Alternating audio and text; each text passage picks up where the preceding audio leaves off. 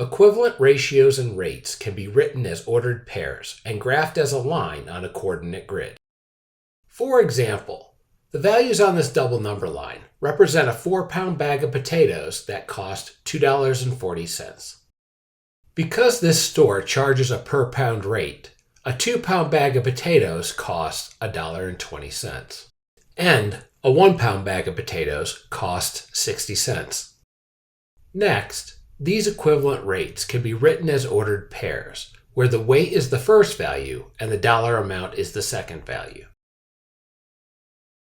Equivalent ratios and rates, written as ordered pairs, form a line on a coordinate grid that starts at the origin, 0, 0, and passes through the point for each rate. For example, points for each equivalent rate are plotted on the coordinate grid. Notice that a line can be drawn starting at 0, 0 that passes through each point.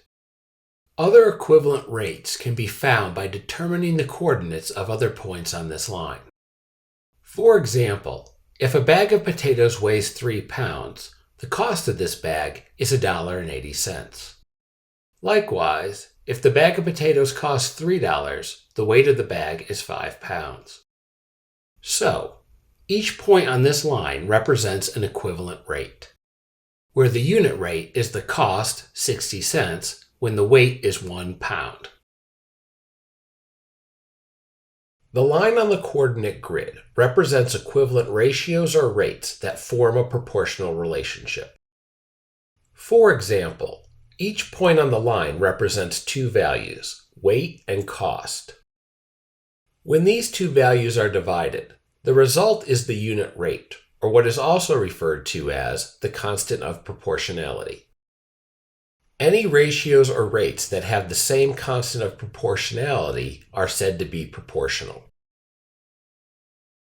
Note, the point 0, 0 is a special case and does not represent an equivalent rate because 0 divided by 0 is undefined.